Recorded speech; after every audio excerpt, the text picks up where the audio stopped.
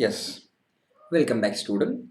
This is our part number fourth from the chapter number first, that is chemical reactions and equations from the class 10th CBSE syllabus, right? In this, we already discussed few points related to the characteristics of the chemical reactions. Now we will discuss change in temperature.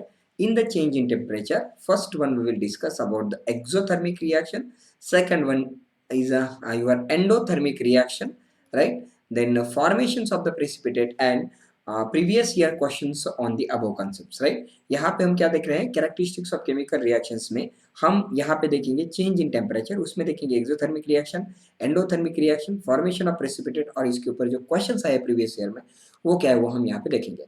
Okay, so first that's fourth characteristics, that is a change in temperature. इसमें हम देखेंगे, right?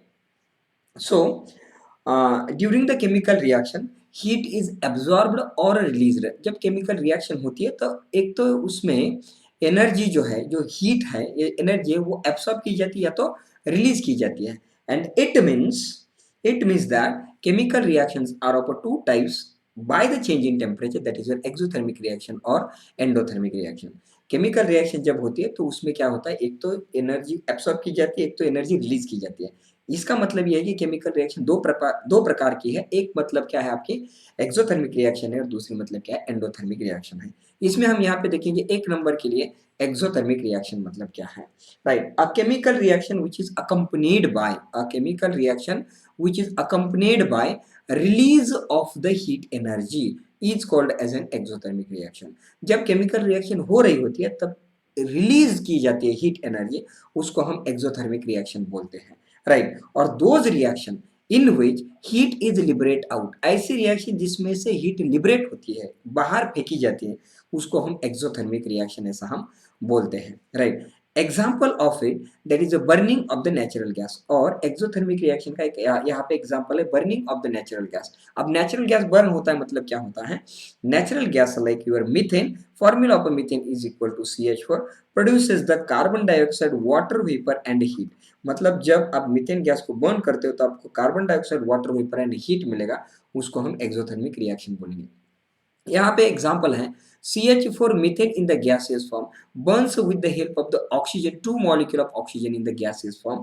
यहाँ पे मुझे क्या मिल गया है, CO2 that is a carbon dioxide in the gaseous form, two molecule of water or water vapor is also in the gaseous form, right? Steam form and heat I got. If a heat is liberated out, then that reaction is called as an exothermic reaction. यहाँ पे क्या हुआ है, CH4 है मतलब carbon है यहाँ पे एक, हाइड्रोजन यहाँ पे है चार और ऑक्सीजन यहाँ पे है चार, राइट? जब आप इसको बर्न करोगे, बर्न करने के बाद कार्बन और ऑक्सीजन का रिएक्शन होगा, आपको मिलेगा कार्बन डाइऑक्साइड. मतलब यहाँ पे एक कार्बन यूज किया और चार ऑक्सीजन में से दो ऑक्सीजन यूज किया, मतलब ऑक्सीजन दो बचे बाद में, राइट? मतलब CO2 बैलेंस हो गया यहाँ पे. बाद में क्या रहेगा, हाइड्रोजन चार हाइड्रोजन है, चार हाइड्रोजन हम ऐसे लिखते हैं ट्वाइस H2 और यहाँ पे दो ऑक्सीजन रहेगा ट्वाइस H2O और हीट हमको बाहर मिलेगी. इस तरह से mass of conservation is maintained and heat is eliminated out, and that reaction is called as an exothermic reaction, right? Then next, the decompositions of the vegetable matter into the compost, it is also one type of an exothermic reaction. अब यहाँ पे देखिए vegetable matters है, इस vegetable matters को अगर हम decompose करेंगे तो हमको यहाँ से क्या मिलेगा, एक वन टाइप की एक्सोथर्मिक रिएक्शन मिलेगी. एक एग्जांपल हमारे एनसीईआरटी के टेक्स्ट बुक में दिया हुआ है. दूसरा एग्जांपल हमारे टेक्स्ट बुक में दिया है, when magnesium ribbon is burnt with the oxygen, we get magnesium oxide and heat we get here. See, this is the magnesium ribbon. Magnesium ribbon, if burned, we get a white dazzling light in the form of heat we get out, and that reaction is called as an exothermic reaction. यहाँ पे क्या हुआ है दोस्तों, to magnesium के दो molecule यहाँ पे मैंने लिए हैं, ऑक्सीजन का एक मॉलिक्यूल है, मतलब टू ऑक्सीजन यहाँ पे लिए हैं, मैग्नीशियम ऑक्साइड कंबाइन हो गया और यहाँ पे मुझे दो मैग्नीशियम ऑक्साइड मिल गए और हीट इज इवॉल्व आउट, और वो मैग्नीशियम ऑक्साइड ये ऐश फॉर्म में यहाँ पे ये है और आपका हीट यहाँ पे मिल गया. इस रिएक्शन को मैं एक्सोथर्मिक रिएक्शन से बोल सकता हूँ, right? So this is an example which three types of the energies we get. So यहाँ पे जो तीन टाइप के एग्जाम्पल लिए, three types of energies we get. We get energies like heat like energy we get out, we get light like energy, or we get the sound like energy is we get at the released at the time of the exothermic reaction, and that is why it is called as an exothermic reaction. So exothermic reaction जब होता है तब light energy, heat energy और sound energy हमको मिलता है जब भी exothermic reaction आपका होता है तब, right? आगे हम देखेंगे फिर calcium oxide और that is a quicklime is placed in water, मतलब हम क्या करते हैं वाटर कैल्शियम ऑक्साइड में क्विकलाइम में जब ऐड करते हैं, right, after addition the water becomes very hot और sometime water starts to boil and that after addition of water into the quicklime it produces the hissing sound. We get the hissing sound. CBSE asked the question for 1 mark in a practical based on this, what type of a sound you will get. So you will get a hissing sound, right, while reaction is proceeding, right? And why this is happening? Because the release of the heat energy during the chemical reaction. अब यहाँ पे reaction क्या होती है हम यहाँ पे देखेंगे, कैल्शियम ऑक्साइड हम उसका कॉमन नेम क्विक लाइम कहते हैं, CaO सॉलिड फॉर्म में है, उसमें हम क्या डालेंगे, पानी डालेंगे और formula of water molecule is H2O, यहाँ पे CaO है, वाटर मॉलिक्यूल का फॉर्मूला HOH है। नाउ यहाँ पे क्या होता है दोस्तों, यहाँ का एक ऑक्सीजन और यहाँ का हाइड्रोजन OH होता है और ऑलरेडी एक OH यहाँ पे Ca और OH की वैलेंसी 2 होती है, कैल्शियम हाइड्रोक्साइड। वैलेंसी मतलब क्या, सराउंडिंग में कितने बॉन्ड अटैच हो सकते हैं, तो वैलेंसी होती है कैल्शियम की 2, इसीलिए 2 हाइड्रोक्सिल ग्रुप वहाँ पे आए हैं और हमको मिला है CaOH ट्वाइस और उसको हम बोलेंगे कैल्शियम हाइड्रोक्साइड और वो कैल्शियम हाइड्रोक्साइड का कॉमन नेम स्लेटर लाइम है। हमको क्या मिल गया, हीट एनर्जी मिल गई है और हिसिंग साउंड मिल गया है। सो साउंड एनर्जी मिल गई, हीट एनर्जी मिल गई है और पिछले रिएक्शन में हमको क्या मिला था, लाइट एनर्जी मिली थी। ये हमारे एक्सोथर्मिक रिएक्शन, मतलब सिंपली क्या कह सकते हैं, जब कैल्शियम ऑक्साइड को क्विक लाइम को मतलब पानी को इसमें ऐड करोगे हमको कैल्शियम हाइड्रोक्साइड मिलेगा, स्लेटर लाइम मिलेगा, हीट एनर्जी बाहर मिलेगी और हिसिंग साउंड हमको प्रोड्यूस हुआ यहाँ पे मिलेगा। ये हम इस तरीके से हार्ड ग्लास में क्विक लाइम ऐड करिएगा, वाटर ऐड करिएगा, हमको कैल्शियम हाइड्रोक्साइड और स्लेटर लाइम यहाँ पे हमको ऐसा मिला हुआ दिखेगा, right. Thus the formation of a slater lime, that is your calcium hydroxide CaOH twice from the reaction of a quicklime and water is the characteristic of change in temperature. जब भी आप क्या कर रहे हो, कैल्शियम ऑक्साइड में पानी add कर रहे हो, मतलब चेंज इन टेम्परेचर हुआ है, बॉइल हो रहा है, हीट हो रहा है, गर्म हो रहा है, मतलब टेम्परेचर इंक्रीज हो रहा है, उसको हम क्या बोलेंगे, एक्सोथर्मिक रिएक्शन, ऐसा हम बोल सकते हैं। इसके ऊपर सीबीएसई ने हमको क्वेश्चन किया है, that is a question number 5, what happens chemically when quick lime is added in water. जब पानी में आप क्विक लाइम में पानी आप ऐड करोगे बकेट में, तो क्या होगा, तो दिल्ली सीबीएसई के 2010 में 1 मार्क के लिए क्वेश्चन आया था, तो इसका आंसर हमने ऑलरेडी यहाँ पे बता दिया है कि क्या हो जाएगा, कैल्शियम हाइड्रोक्साइड हो जाएगा, स्लेटर लाइम हो जाएगा, heat energy we get and hissing sound we get. So shortly we revise about this point. Change in temperature मतलब क्या होता है, या दो प्रकार की रिएक्शन होती है, या तो एनर्जी एब्सॉर्ब करेगी या तो एनर्जी रिलीज करेगी, या तो रिएक्शन 2 प्रकार के हैं। इसका मतलब एक है एक्सोथर्मिक और एक है एंडोथर्मिक रिएक्शन। एक्सोथर्मिक रिएक्शन के टाइम में क्या होता है, release of the heat energy बाहर फेंकी जाती है, या तो हीट लिबरेट किया जाता है, उसको हम एक्सोथर्मिक रिएक्शन बोलते हैं। यहाँ पे हमने एग्जांपल लिया है, मीथेन मॉलिक्यूल जब आप ऑक्सीजन के साथ बर्न करोगे तो तुमको कार्बन डाइऑक्साइड, वाटर मॉलिक्यूल और हीट आपको मिलेगा, तो एक्सोथर्मिक रिएक्शन है।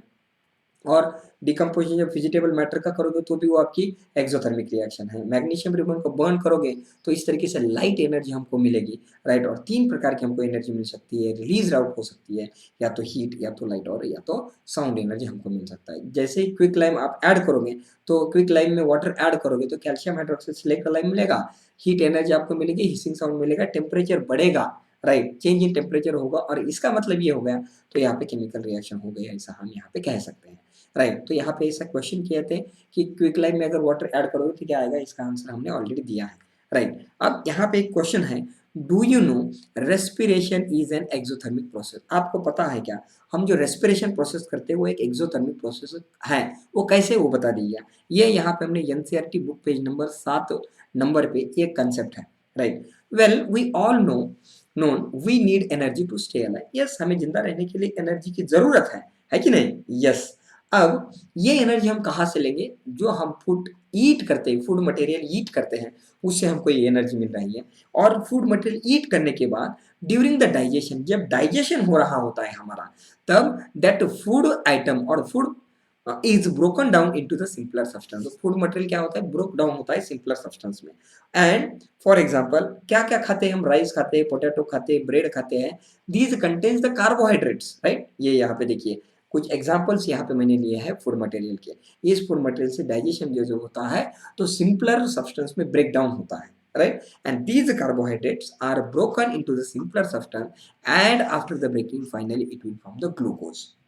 क्या किया है हमने, ये कार्बोहाइड्रेट मतलब जो भी कार्बोहाइड्रेट कंटेन फूड मटेरियल है वो मैंने ईट किए, डाइजेशन प्रोसेस में इसका सिंपलर सब्सटेंस में ब्रेक हो गया। और कहाँ से मैंने कार्बोहाइड्रेट्स लिए, राइस से ले सकता हूँ, पोटैटो से ले सकता हूँ, ब्रेड से ले सकता हूँ, बाकी के मैंने यहाँ पे दिए हैं। और वो फाइनली ब्रेक होता है आपका ग्लूकोज मॉलिक्यूल में। और वो जो ग्लूकोज है, this glucose is combined with oxygen of the in the cell of our body and provides the energy. ये जो ग्लूकोज है, ऑक्सीजन जो हमारे बॉडी में उससे कंबाइन होके हमको एनर्जी मिलेगा, मतलब exothermic reaction. And the special type of the reaction is known as respiration. तो ये जो प्रोसेस होता है तो हम इसको रेस्पिरेशन बोल सकते हैं, और हमको एनर्जी दे रहा है, इसीलिए ये क्या है, एक्सोथर्मिक रिएक्शन। कैसे हम देखेंगे, ग्लूकोज, यहाँ पे ग्लूकोज का फॉर्मूला है C6H12O6 एक्वियस स्टेट, मतलब पानी में डिसॉल्व है। Glucose C6H12O6 glucose plus oxygen है, जो बॉडी में ऑक्सीजन है 6 molecule of O2 aqueous state में है। तो हमको जब ग्लूकोज और ऑक्सीजन का रिएक्शन होगा तब 6 molecule of CO2 aqueous state मतलब कार्बन डाइऑक्साइड मिलेगा, and 6 molecule of water in the liquid state मिलेगा, और हमको एनर्जी मिल रही है। और उस वो एनर्जी इलिमिनेट आउट हो रही है, रिलीज आउट हो रही है, इसीलिए हम रेस्पिरेशन को क्या बोल सकते हैं, one type of exothermic reaction बोल सकते हैं, right. In short way I will revise कि रेस्पिरेशन जो है वो एक्सोथर्मिक रिएक्शन कैसे है। आपको एक नंबर के पॉइंट मैंने ऐसा बताया कि आपको पता है कि हमको जिंदा रहने के लिए एनर्जी चाहिए, वो एनर्जी हम फूड पार्टिकल से ले रहे हैं और फूड आइटम से ले रहे हैं। अब जब डाइजेशन हो रहा है तो फूड क्या करता है, सिंपलर सब्सटेंस में ब्रोक होता है। और कौन कौन से फूड पार्टिकल्स मैं ले रहा हूँ, यहाँ पे मैं ले रहा हूँ राइस ले रहा हूँ, पोटैटो ले रहा हूँ, ब्रेड ले रहा हूँ, वो कार्बोहाइड्रेट है। ब्रेक डाउन करने के बाद हमको फाइनली ग्लूकोज मिल रहा है, और उस ग्लूकोज की रिएक्शन हमारे जो बॉडी में ऑक्सीजन है उससे होती है, और वो हमको एनर्जी प्रोवाइड करता है, और इस प्रोसेस को हम रेस्पिरेशन बोलते हैं। इसका रिएक्शन है glucose C6H12O6 plus 6 molecule of O2, I got a 6 molecule of carbon dioxide, 6 molecule of water, and energy I got, and that is why this reaction is called as an exothermic, as energy is released out। इस पे question कैसे पूछा है, CBSE ने 3 mark के लिए question पूछा है 2012 में। Write the balanced chemical equation for the reaction that takes place during the respiration. जब रेस्पिरेशन हो रहा है तब क्या रिएक्शन होती है उसका केमिकल इक्वेशन आप लिखिए। तो यहाँ पे मैंने लिख दिया है, मतलब ये 1 मार्क के लिए यहाँ पे आए हैं, तो हमको 1 मार्क यहाँ पे मिल गया। Glucose molecule 6 molecule of O2, 6 molecule of CO2, 6 molecule of H2O and energy. Identify the type of combination reaction, ये किस प्रकार की कॉम्बिनेशन रिएक्शन है, that takes place during the process. ये जब प्रोसेस होता है, एंड जस्टिफाई द नेम, ये जब रिएक्शन हो रही है ग्लूकोज की और ऑक्सीजन की, और जो ये रेस्पिरेशन प्रोसेस में हो रही है, राइट, तो वो किस टाइप की कॉम्बिनेशन रिएक्शन, उसका नाम बताए, वो 1 मार्क के लिए है, right. And give one more example of this type of reaction, और एक एग्जांपल दीजिएगा। मतलब यहाँ पे एक मार्क के लिए और 1 मार्क के लिए, ऐसे 3 मार्क के लिए है। मुझे पहले बताइए, रिएक्शन तो हमने सॉल्व किया, अब ये कॉम्बिनेशन किस प्रकार की कॉम्बिनेशन रिएक्शन है, एक्सोथर्मिक कॉम्बिनेशन रिएक्शन है। कौन सी प्रकार की रिएक्शन है, एक्सोथर्मिक कॉम्बिनेशन रिएक्शन। क्यों, because the energy is released out, energy is evolved out, and that is why it is an exothermic combination reaction। yes, और कोई भी एक एग्जांपल लीजिएगा, तो कैल्शियम ऑक्साइड और वाटर मॉलिक्यूल के एक एग्जांपल डाल दीजिए, ऑलरेडी हमने दिया है, वो 1 मार्क के लिए होगा। इस तरीके से हम इसको सॉल्व कर सकते हैं, इस प्रकार से हमको 3 मार्क यहाँ पे मिल सकते हैं। क्वेश्चन नंबर 7 हमको आया है, why the respiration is considered as an exothermic reaction. CBSE 2011 में 1 मार्क के लिए क्वेश्चन आया था कि रेस्पिरेशन को एक्सोथर्मिक रिएक्शन क्यों कहते हैं। तो ऑलरेडी हमने यहाँ पे बता दिया, वो आपके सामने है और आप बाय हार्ट हो चुके हैं आप इसमें से क्यों कहते हैं इसे, राइट। हम आगे चलेंगे, बी नंबर का पॉइंट है हमारा एंडोथर्मिक रिएक्शन। मतलब एंडोथर्मिक रिएक्शन मतलब क्या है, वो हमको यहाँ पे भी देखना है। A chemical reaction in which, or chemical reaction which is accompanied by absorptions of the heat energy, जो एनर्जी accompanied होती है absorption of heat energy, जब हीट एनर्जी लेने के बाद रिएक्शन होती है तो उस रिएक्शन को हम एंडोथर्मिक रिएक्शन ऐसा बोल सकते हैं, right. So those chemical reaction which required to heat energy to carry out the reaction or to initiate the reaction is called as an endothermic reaction. मतलब जो रिएक्शन होने के लिए हीट एनर्जी की जरूरत है, to carry out the reaction करने के लिए और इनिशिएट रिएक्शन करने के लिए हीट एनर्जी की जरूरत है, उसको हम एंडोथर्मिक रिएक्शन ऐसा बोल सकते हैं। और वो किस फॉर्म में हम एनर्जी दे सकते हैं, the given reaction may be in any form, जो रिएक्शन को हम एनर्जी दे रहे हैं वो कौन से फॉर्म हो सकती है, हीट फॉर्म में हो सकती है, लाइट फॉर्म में हो सकती है और इलेक्ट्रिसिटी फॉर्म में भी हो सकती है। एनर्जी आपकी केमिकल एनर्जी इस फॉर्म में हो सकती है, right. So this is the one related to endothermic reaction, right? So a decomposition of a limestone, right? क्या है यहाँ पे, a decomposition of a limestone to produce the calcium oxide and carbon dioxide। अब यहाँ पे हम देखेंगे limestone का फॉर्मूला है, लाइमस्टोन का केमिकल नेम क्या है आपका, कैल्शियम कार्बोनेट है।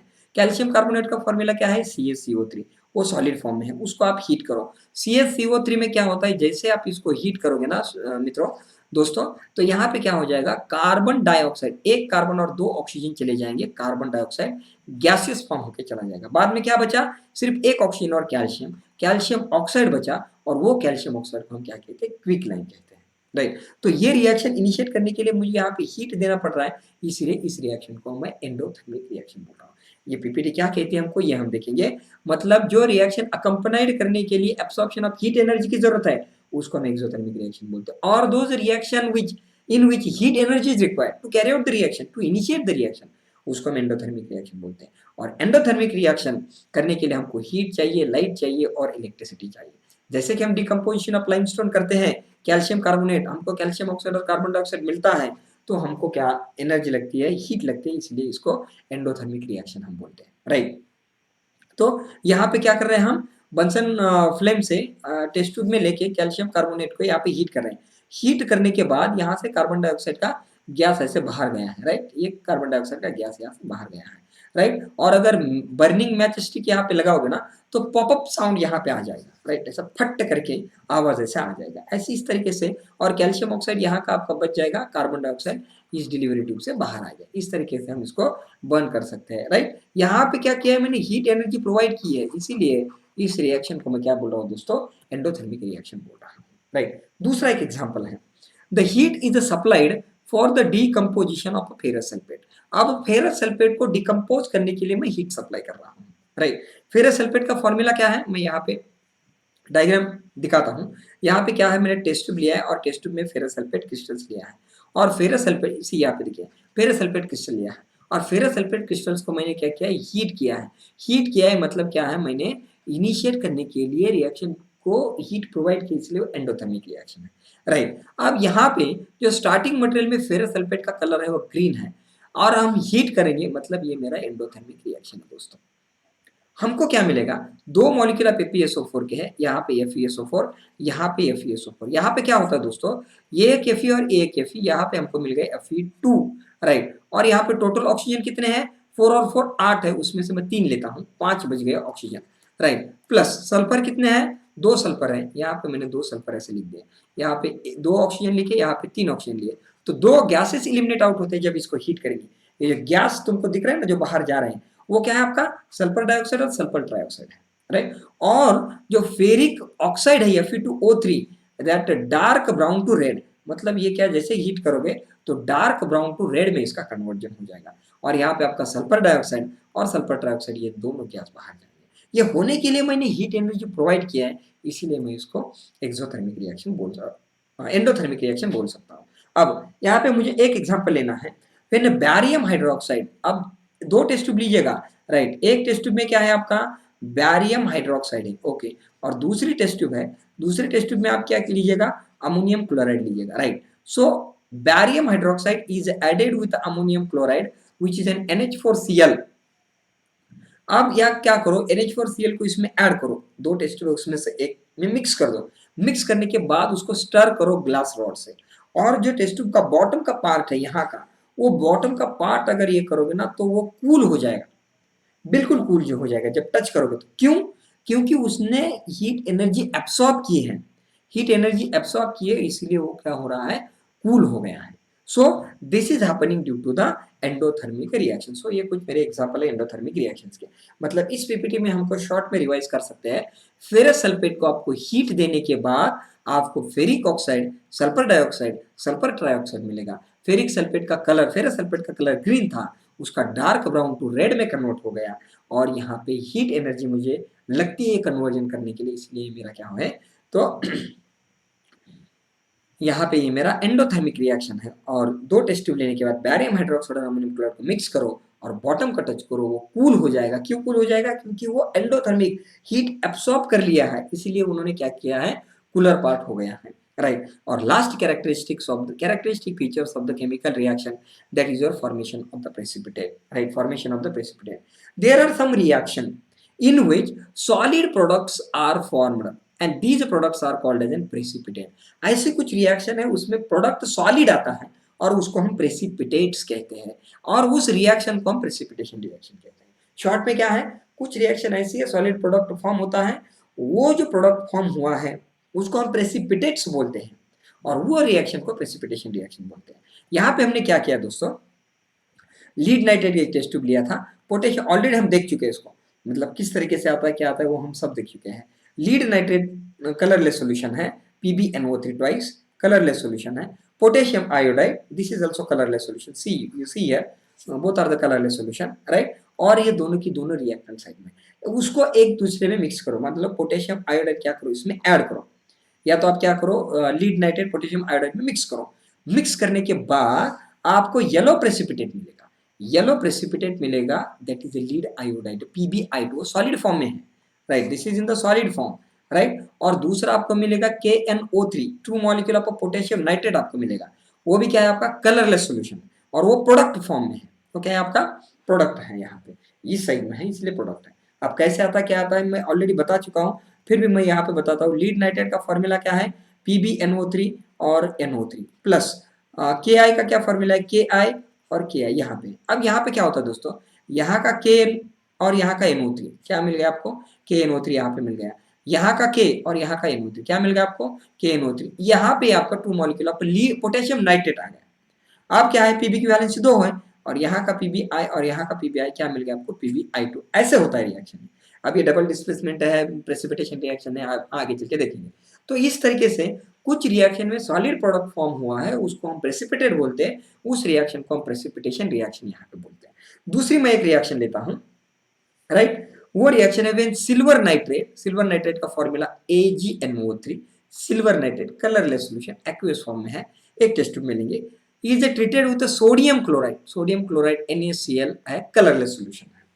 वी गेट, अब हमको क्या मिल रहा है देखो, यहाँ पे मैंने AgNO3 का सॉल्यूशन में ऊपर से दो टेस्ट ट्यूब लिए है मैंने, राइट। एक टेस्ट ट्यूब में क्या है मेरा, मान लो NaCl है और ऊपर से मैं AgNO3 डाल रहा हूँ, यहाँ से देखिए, और NaCl यहाँ पे डालने के बाद यहाँ पे आपको क्या होगा, वो जो व्हाइट पार्ट में है, व्हाइट पार्ट में आपको एक प्रेसिपिटेट सॉलिड प्रोडक्ट मिलेगा, प्रेसिपिटेट सॉलिड प्रोडक्ट मिलेगा और उस सॉलिड प्रोडक्ट को हम क्या बोलते हैं, प्रेसिपिटेट बोलते हैं और प्रेसिपिटेशन रिएक्शन बोलते हैं इस रिएक्शन को, राइट। तो हमको मिल गया sodium nitrate NaNO3 colourless and AgCl silver chloride solid में व्हाइट प्रेसिपिटेट में। अब ये कैसे होता है मैं आपको बताता हूँ।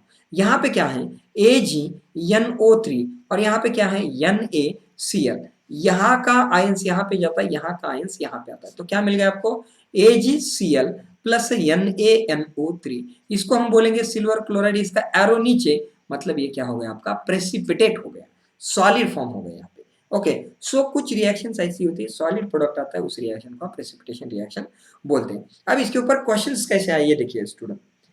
Question number 8, right any two observation in an activity, दो ऑब्जर्वेशन लिखो विच में suggest that chemical reaction has taken place. अब कोई सा भी दो एक्टिविटी लिखो जिसमें केमिकल रिएक्शन हो रही है and give example in support of your answer, मतलब उसका स्टेटमेंट एक लिखो और दो रिएक्शन लिखो, ऐसा लिखना है तुमको। CBSE 2010 में 2 मार्क के लिए क्वेश्चन आया, राइट। मतलब या तो एक कौन कौन सा हो सकता है, बहुत सारे हैं, गैस बाहर आता है, प्रेसिपिटेशन होता है, एक्सोथर्मिक होता है, एंडोथर्मिक होता है, चेंज इन कलर होता है, सो मेनी, उसमें से कोई भी दो लिखो और उसका एग्जांपल लिखो। क्वेश्चन नंबर 9 इंपॉर्टेंट है, क्या है देखो, राइट अ केमिकल इक्वेशन लिखो of the reaction in which following changes have been taken place. मतलब केमिकल रिएक्शन लिखो, केमिकल इक्वेशन लिखो जो फॉलोइंग चेंज हो रहा है, with an examples of each. पहला हम यहाँ पे देखेंगे चेंज इन कलर, मतलब हमको क्या करना है, चेंज इन कलर का रिएक्शन, मतलब चेंज इन कलर हो रहा है, मतलब केमिकल इक्वेशन हो रहा है, केमिकल रिएक्शन हो रहा है, तो उसका एक केमिकल इक्वेशन लिखो, ऑलरेडी हम देख चुके हैं। 1 मार्क के लिए। चेंज इन टेम्परेचर, या तो टेम्परेचर बढ़ेगा या तो कम होगा। कम किस में हो रहा है? एंडो में। बढ़ किस में रहा है? एक्सो में। तो एक्सो का एक लिख सकते हो, एंडो का एक लिख सकते हो। Right, and formation of precipitate, यहाँ पे सिल्वर नाइट्रेट का लिखो, नहीं तो आप क्या करो, लीड ऑक्साइड का लिखो। एक मार्क के लिए 2015 में आया, 2014 में आया, 2011 में 3 मार्क के लिए इसके ऊपर ये क्वेश्चन एज इट इज आया है कि change in the chemical reaction कैसे होता है, कैरेक्टरिस्टिक्स ऑफ केमिकल रिएक्शंस में किस तरीके से होता है। इतना डिटेल हमारे टेक्स्ट बुक में ये दिया नहीं है, पर ये समझने के लिए, यहाँ से क्वेश्चन सॉल्व करने के लिए इस नोट्स को हमको जाना जरूरी है।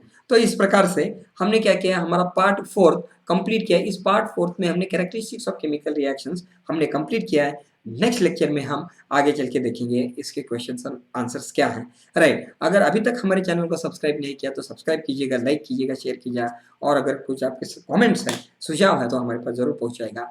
Thank you very much.